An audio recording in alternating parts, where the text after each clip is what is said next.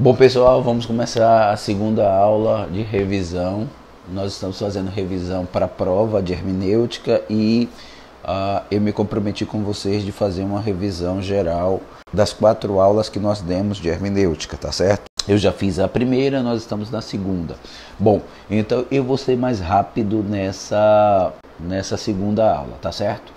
Bom, nós abordamos um pouco sobre os pais apostólicos, falamos sobre a patrística, lembram? A patrística é aquele período pós-apostólico até a institucionalização da igreja, século II, século III e início do século IV, onde as principais doutrinas são elaboradas, a doutrina da Trindade, a doutrina da união hipostática, lembra disso? Quer dizer, quando a natureza divina encontra a natureza humana no ventre de Maria e nunca mais se separa, Jesus, verdadeiro Deus, verdadeiro homem. E eu até falei que é equivocada a ideia daqueles que dizem Jesus como homem teve fome, mas como Deus ele é o pão da vida. Não se separa aquilo que Deus uniu.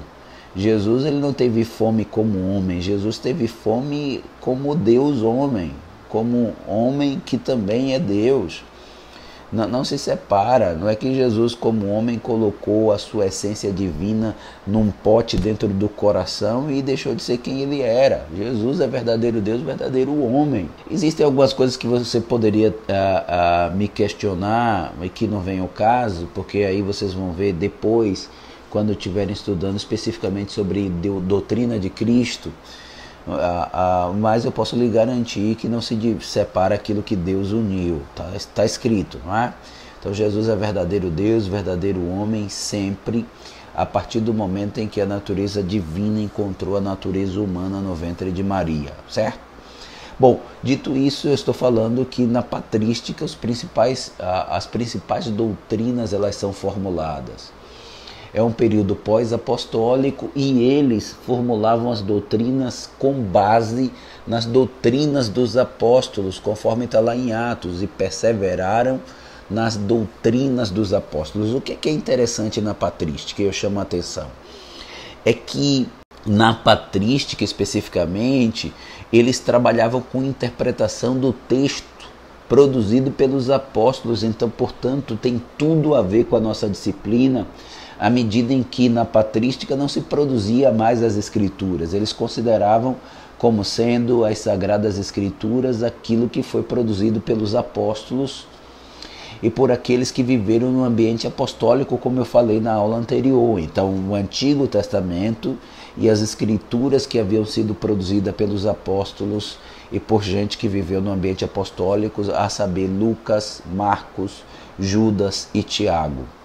Então, assim, e o autor aos Hebreus, não é? O próprio João Crisóstomo, de quem a gente vai falar daqui a pouco, dizia que quem escreveu aos Hebreus foi Paulo, mas a gente não sabe ao certo quem foi o autor. Bom, dito isso, eu queria falar que na patrística, nesse momento histórico da igreja tão importante, em que se produziu as principais doutrinas, você tinha 2 escolas que se dividiam em termos de interpretação bíblica. Essa é a matéria, tá? Essas escolas elas tinham muito em comum, elas compartilhavam das mesmas convicções e os principais capítulos da fé, tanto numa escola quanto na outra, se prestigiava. Agora, em termos de interpretação, você tinha 2 escolas. A primeira, a escola alexandrina, que prestigiava um método de interpretação mais alegórico da Bíblia, e a escola antioquina, que privilegiava um método de interpretação mais literal da Bíblia. A escola de Alexandria e o método alegórico funciona mais assim, eu colocaria nos seguintes termos. O método alegórico pretende encontrar um sentido para além daquele sentido literal, não é? Quer dizer, se Rebeca encontra com Isaac, isso é o que está posto nas escrituras, e uma interpretação literal vai se limitar a dizer que Rebeca encontrou com Isaac. O método alegórico pretende extrair desse encontro uma verdade para além desse sentido literal. Então, o encontro de Rebeca e Isaac não é apenas o encontro de Rebeca e Isaac, mas é, alegoricamente falando, o encontro de Cristo com sua noiva num período histórico posterior. Então, o método alegórico partia da seguinte premissa: se Deus é grande e se a Bíblia é a palavra de Deus, portanto, o sentido literal não esgota a revelação de Deus para nós. Isso faz sentido, mas é muito perigoso, porque qual o parâmetro? Por exemplo, há quem pense que quando Moisés desce do monte e o rosto dele está brilhando, aquilo representa a segunda volta de Jesus, quando Jesus volta glorioso, quando Jesus volta em glória, aquilo que a gente chama de parousia, vinda do Senhor em glória, não é? Como um relâmpago que cruza do Oriente para o Ocidente. Quer dizer, isso pode fazer sentido para alguns, mas a gente vai ter muita dificuldade de provar isso a partir das Escrituras, não é? Então, o problema do método alegórico é que ele dá asas à imaginação e, quer dizer, e dependendo da criatividade da pessoa, a pessoa pode ir muito longe, e por isso eu já preciso dizer que o método de interpretação alegórico foi um método que é muito pouco utilizado, e na história houve, digamos assim, uma vitória do método de interpretação mais literal da Bíblia. Então, se você olhar na própria patrística e também na Reforma Protestante, a maioria dos teólogos e na história da igreja se prestigiou muito mais a interpretação literal, tá certo? Na escola de Alexandria nós destacamos a importância de Orígenes, e na escola de Antioquia nós destacamos a importância de João Crisóstomo. Se você me perguntar se existe como textos escritos por Orígenes ou por João Crisóstomo, eu digo que sim. Se você for numa livraria da Paulus, da editora Paulus, que vende os livros da editora Paulus, você vai encontrar a contribuição de Orígenes, muito mais de João Crisóstomo. São livros extraordinários, assim, mas a Paulus tem os direitos autorais dos autores da patrística, tá certo? Então eu penso que eu deixei claro aqui. O método alegórico vai dizer, por exemplo, alguém pode dizer que Rebeca representa a igreja, que Isaac Cristo, que Eliezer representa talvez o Espírito Santo, coisas assim. E a Bíblia não nos dá... O melhor argumento é: nós teremos dificuldade de demonstrar isso pela própria Bíblia. Então, portanto, eu diria a vocês que não é que é impossível utilizar o método alegórico com responsabilidade. Não é isso. Tanto sim que Orígenes utilizava e é um grande teólogo. O próprio Agostinho também. Me parece que, não sei se é Agostinho ou se Orígenes, isso aqui é importante, eu vou avançar rápido. Eles diziam o seguinte, que, por exemplo, aquela história do bom samaritano, o sujeito que cai e é espancado é Adão que caiu em pecado. O sacerdote e o levita que passam de largo representam a antiga aliança que não conseguiu dar conta de resolver o problema da queda do homem. O bom samaritano representa Cristo. Então o óleo ali tem uma representação simbólica, a estalagem também. Então perceba que o método alegórico pretende encontrar sentido para além do sentido literal. E como eu disse, o problema é a questão de dar asas à imaginação e voar para tão longe e aí incorrer em heresia, e isso é muito preocupante. Tem pregadores aí que gostam de utilizar esse método alegórico, porque às vezes isso emociona, empolga, mas a gente precisa ter responsabilidade com as escrituras, porque ser pregador, o pressuposto o pregador é o expositor da mensagem, não aquele que está produzindo a mensagem, não é? Então vamos lá, já tomei muito tempo nisso aqui. Bom, pressuposto é agora o que a gente vai falar rapidamente. Tem um pressuposto por excelência que todo mundo que faz teologia conservadora precisa ter. Quando eu digo teologia conservadora, o que é um teólogo conservador? O que é uma escola conservadora? é aquela que considera a Bíblia como sendo a palavra de Deus. Então, qual é o pressuposto por excelência daqueles que fazem teologia, digamos, ortodoxa, a partir da crença certa, ou teologia conservadora? O pressuposto por excelência é que a Bíblia, a nossa teologia é feita a partir da Bíblia e que a Bíblia é autoritativa, inerrante, infalível, é a única revelação de Deus escrita. Esse é um pressuposto por excelência. O que é um pressuposto? Uma convicção que a gente leva com a gente. Agora, além do pressuposto por excelência, a gente tem vários pressupostos, que são aquelas convicções, aquelas impressões. Bom, aqui tem um exemplo interessante. Quando você pensa em cruz, você pensa aqui, ó, no sinal do mais.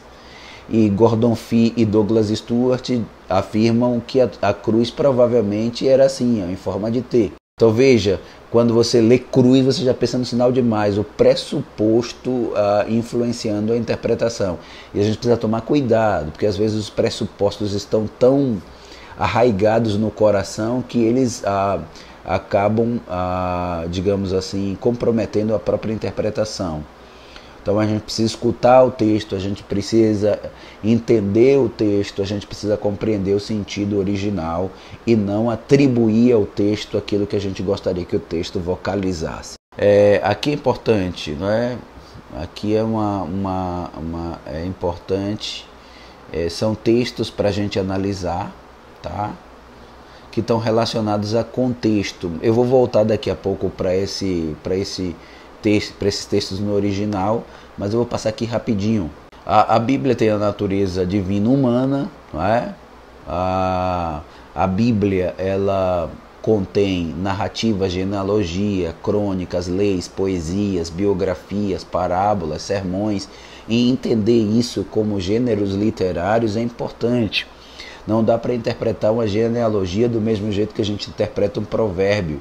Isso eu não tenho dúvida que vocês já sabem, né? A gente olha para o Salmo e vê lá, debaixo das suas asas estarás seguros. A gente sabe que ali tem uma carga poética muito grande. A gente não pode entender como sendo literal essas asas, né? A gente precisa entender o que está sendo comunicado pelo conjunto da poesia. Está comunicando segurança em Deus, está comunicando confiança no Todo-Poderoso e por aí vai. Bom, contexto. Isso aqui tem a ver com aqueles textos no original e daqui a gente vai encerrar. Não é? O contexto é aquilo que lança luz no texto. Isso é importante. Aquilo que lança luz no texto. Então a gente pode falar de contexto histórico. Contexto histórico tem a ver com o autor, tem a ver com data, tem a ver com a geografia, com a topografia. O contexto literário tem a ver com o ambiente textual. Então, o contexto literário da primeira carta de Paulo aos Coríntios, do capítulo 11, é a própria carta, não é? É aquilo que vem antes e depois do capítulo 11, mas é também a forma como Paulo escreve, e eu posso, por exemplo, considerar como sendo o contexto literário da segunda carta, aquilo que ele escreve na primeira carta. Então eu vou demonstrar para vocês que a partir daquilo que está na primeira carta, a gente pode tentar discernir o que ele está dizendo em determinados momentos na segunda carta. Ok? Então vamos voltar aqui os textos no original. Observe que na primeira carta de Paulo aos Coríntios, capítulo 6, do versículo 16 ao 20, que é a figura 1 e 2, a palavra corpo aparece aqui como sendo soma, não é? Cadê? Deixa-me ver, para eu achar aqui, todas as coisas quando... Corpo aqui, ó, corpo, mas o corpo, soma. A palavra soma é aquela palavra... É muito utilizada no nosso meio quando a gente fala somatizar, psicossomático. Veja, soma, corpo. Então, portanto, a gente não pode confundir corpo com carne. Porque quando Paulo fala de carne aqui na carta aos Gálatas, capítulo 5, verso 16 ao versículo 21, ele fala muito sobre carne e você vai ver que o termo é outra, não é? Aqui, ó, sarkis, carne. Geralmente carne tem a ver com aquele conceito da teologia, que é a natureza caída, as inclinações pecaminosas, certo? Então a gente vê a diferença entre carne e corpo aqui. Agora, se você pensar, Paulo fala na carta aos Coríntios sobre carne num sentido diferente do sentido que ele atribui aqui na carta aos Gálatas. Então, na carta aos Gálatas, toda vez que aparecer carne, ele está falando da natureza caída, mas aqui em Corinto ele vai tomar a palavra carne em outro sentido. Deixa eu tentar achar para vocês verem aqui. Pois diz, aqui verso de número 16, pois diz, os dois em uma só carne. Então quer dizer, ele está dizendo que quando alguém tem relacionamento sexual com outra pessoa, deixa de ser duas carnes e se faz uma só. Isso tem a ver com relacionamento libidinoso, sexual, não é? E então, portanto, o sarx aqui não pode ser natureza caída, forma uma só natureza caída. Eu acho que esse sentido não pode ser esse sentido. Então, portanto, você vai ter que se debruçar depois e analisar para ver qual é o sentido de carne aqui. Mas eu só estou tentando demonstrar que, apesar de Paulo utilizar sempre, isso tem a ver com o contexto literário, a palavra carne para indicar a natureza caída, conforme aqui na carta aos Gálatas, a carne luta contra o espírito, a carne tem inimizades, contenda, ciúmes, enfim, essas são as obras da carne. Lá em Corinto ele toma carne em outro sentido, então, portanto, guardem isso.